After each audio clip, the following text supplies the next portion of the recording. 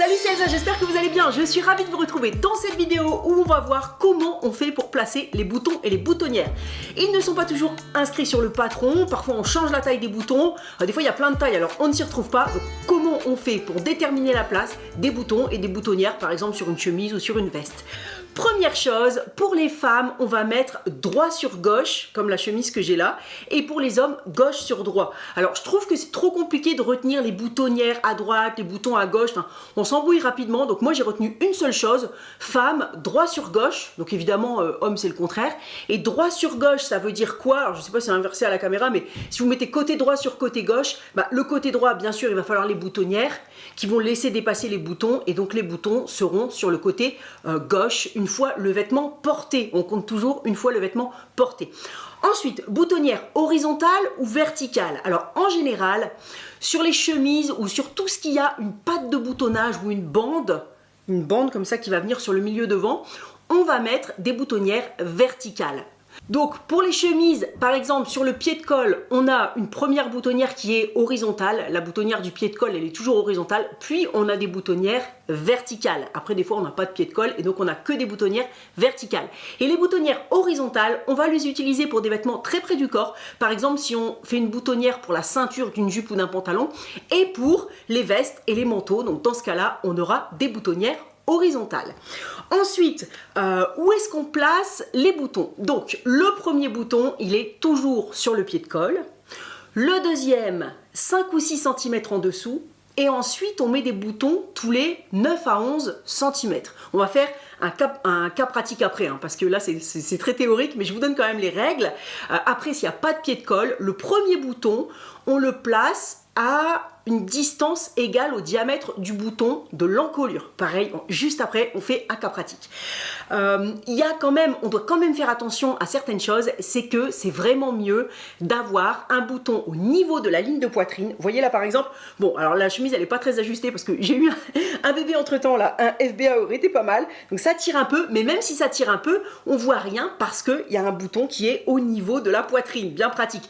On met en général aussi un bouton au niveau de la taille et on ne termine pas jusqu'en bas. Le dernier bouton, on ne le met pas tout en bas, il n'y a jamais de bouton tout en bas, on le met un petit peu plus haut, au moins la longueur de l'ourlet ou des enformes. Après c'est vous qui voyez, là c'est surtout une question d'esthétique pour le bouton du bas. Et puis évidemment après on doit les répartir, qu'ils soient tous à la même longueur. C'est bizarre d'avoir des boutons serrés après des boutons écartés.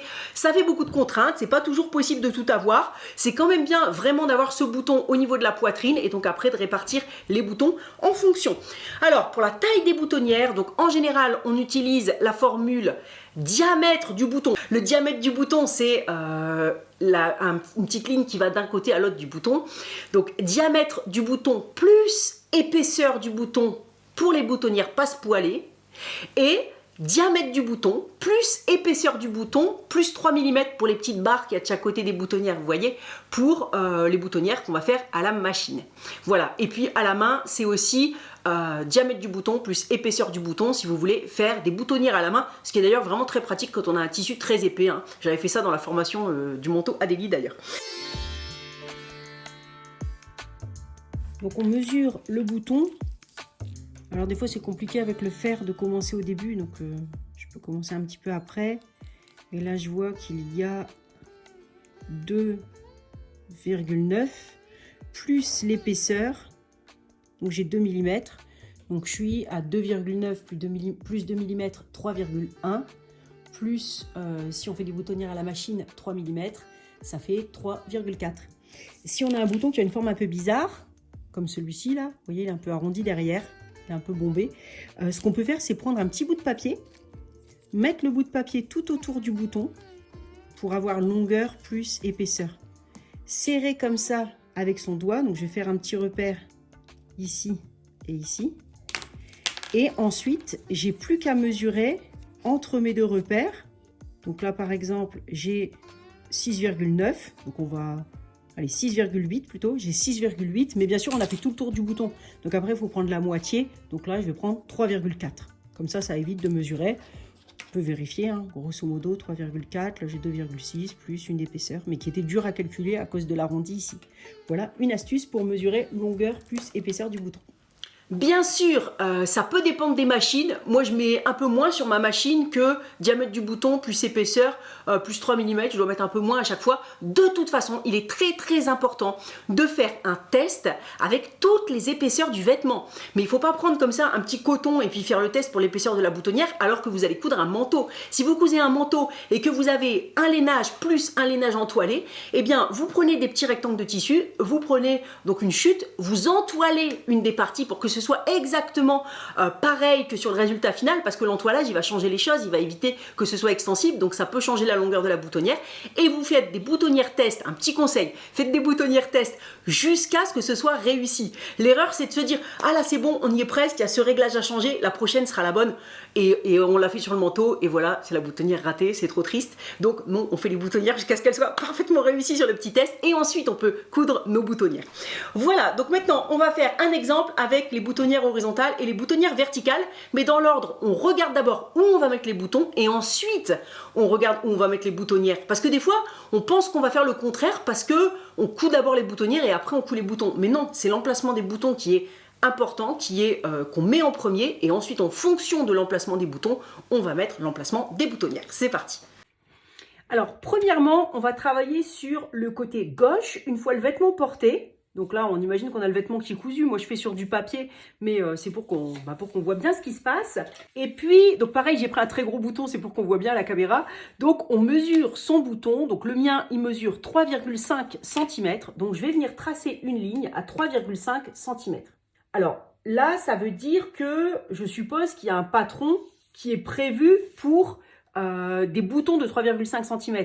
Si ce n'est pas le cas, on verra en fin de vidéo comment on fait, c'est un petit peu technique.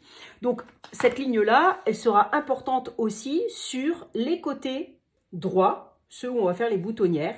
On la marque, on peut le faire à la craie, sur les chemises avec un feutre qui va s'effacer à la chaleur en faisant un test avant, ou on peut, et ce qui est très bien pour que les deux épaisseurs soient solidaires, parce que derrière en général on a une parmenture, ou alors c'est la pâte de boutonnage, il y a plusieurs épaisseurs.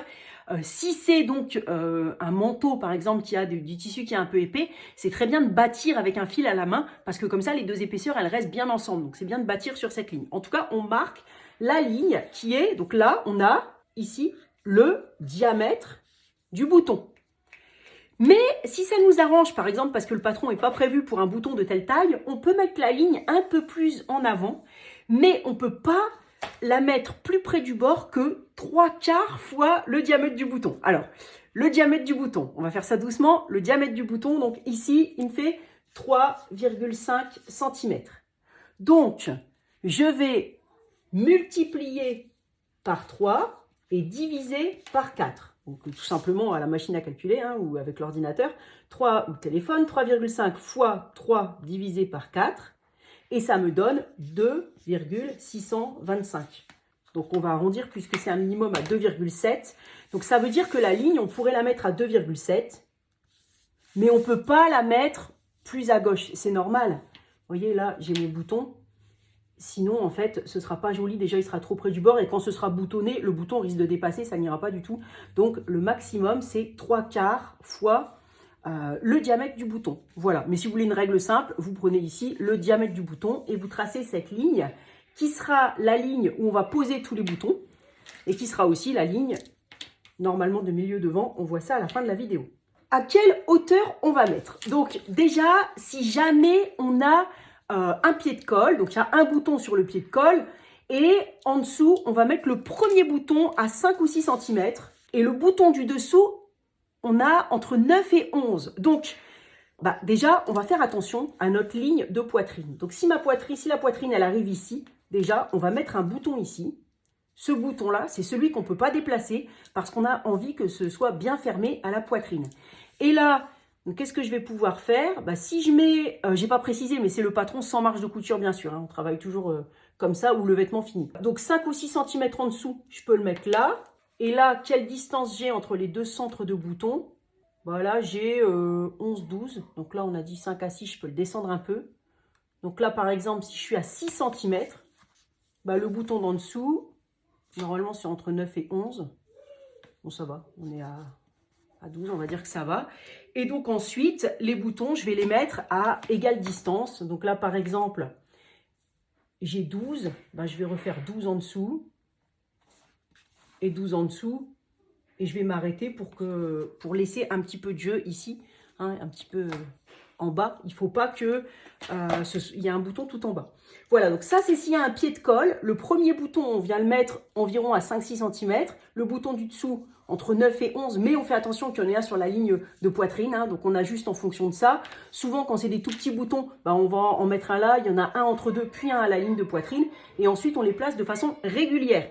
Maintenant, avec ce feutre-là, je vais regarder s'il n'y a pas de pied de colle. Alors, s'il n'y a pas de pied de colle, à quelle distance on vient le mettre? Eh bien, on vient le mettre tout simplement à une distance égale au diamètre du bouton.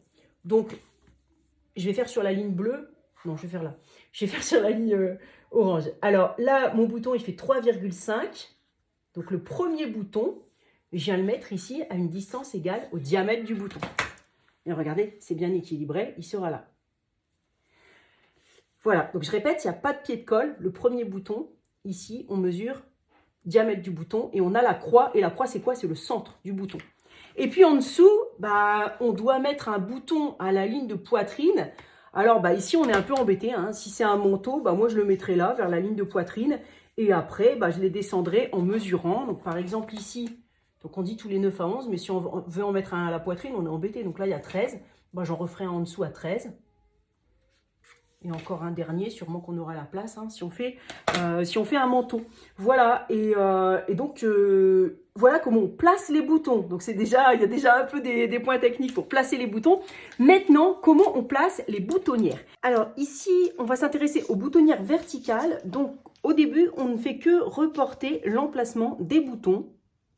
Et on va placer les boutonnières en fonction de l'emplacement des boutons. Alors, les boutonnières verticales, c'est très simple. Elles vont être centrées sur la position des boutons. Donc, si on a des boutonnières de 4 cm, on va mettre deux au-dessus, deux en dessous. Voilà ce que ça nous donne. Je vous conseille de marquer à la craie ou avec un feutre effaçable, de bien prolonger les côtés parce que comme le pied à boutonnière est assez gros à la machine, c'est toujours bien d'avoir les lignes qui sont partout. Donc là, on positionnera notre pied comme ça et si ça dépasse, on aura une indication pour où planter exactement notre aiguille. On va faire la même chose ici. Donc 2 cm au-dessus, 2 cm en dessous. Voilà, et puis c'est pareil pour toutes les boutonnières. Hein. Donc pour les boutonnières verticales, la difficulté, c'était principalement la position du bouton. Pour les boutonnières horizontales maintenant, alors c'est un petit peu différent parce qu'en fait, à cause du corps qui va bouger, les boutons, ils vont avoir tendance à venir vers l'intérieur, vers le milieu devant. Ils ne vont pas rester bien au centre en fait de la boutonnière. Et donc, du coup, ce qu'on fait, c'est qu'on ne va pas du tout centrer les boutonnières horizontales. On va les laisser dépasser de 3 mm. Alors, je fais plus que 3 mm, sinon à la caméra, ça ne se verra pas. Mais ici, à l'intérieur, on va seulement mettre 3 mm. Et de l'autre côté, on met tout le reste. Donc ici, si c'était des boutonnières de 4, 3,7. Donc, en fait, la boutonnière, elle commence pratiquement à la place du bouton, juste un peu avant, 3 mm avant. Et donc là, on fait pareil. On met 3 mm de ce côté-là, seulement 3 mm ici, et là tout le reste, 3,7, et puis même chose ici. Bon, là c'est un peu n'importe quoi parce qu'elles n'ont pas la même longueur, mais j'ai fait plus grand pour qu'on puisse distinguer, parce que les 3 mm c'est vraiment tout petit à la caméra, mais voilà, juste 3 mm au début, et tout le reste de l'autre côté. Ça, c'est la solution pour les boutonnières horizontales. Alors maintenant, dernière chose, comment on fait si en fait nos boutons sont par exemple beaucoup plus grands ou beaucoup plus petits, c'est plus rare, que les boutons qui sont prévus dans le patron. Eh bien, admettons qu'on ait, je vais faire un dessin ici, une croisure prévue ici pour des boutons de 2 cm. Donc admettons qu'ici on ait 2 cm. Donc normalement, on a vu, c'est la taille du bouton. Ou ça peut être au minimum 3/4 de la taille du bouton. Pour simplifier, on va dire que c'est la taille du bouton. Mais nous, on a des boutons qui ont un diamètre de, ça marche pas trop, un diamètre de 3 cm. Eh bien, si on veut faire les choses dans les règles de l'art, bon, le problème, c'est qu'il faut y penser avant de couper. Donc ça, c'est pas gagné, parce que souvent, on commence à coudre, et puis à la fin, on dit, tiens, je vais mettre quel bouton? On prend des gros boutons, et voilà, on n'a pas pensé à faire la modification. Mais si on le sait dès le début, eh bien, tout simplement, on rajoute ici 1 cm, donc plus 1 cm, et comme ça, on va bien pouvoir facilement utiliser nos boutons de 3 cm. J'espère que ce tuto technique vous a plu, n'hésitez pas à mettre un j'aime, si c'est le cas à vous abonner si ça n'est pas déjà fait, à me dire si vous avez déjà placé des boutonnières, des boutons, si vous avez déjà eu des soucis avec ça, si vous aimez coudre les boutonnières aussi, hein. Il y a plein de monde qui a peur des boutonnières, mais en fait il suffit, c'est parce qu'on n'en fait pas assez, parce que certaines personnes n'en font pas assez souvent, il suffit d'en faire régulièrement, puis après en fait ça devient assez rapide, mais c'est vrai qu'il y a plein de difficultés en même temps, les placer, bien régler la machine et tout, donc autant s'y plonger tout de suite, comme ça après ça devient un jeu d'enfant. Je vous souhaite plein de jolis projets couture et je vous dis à très vite, salut!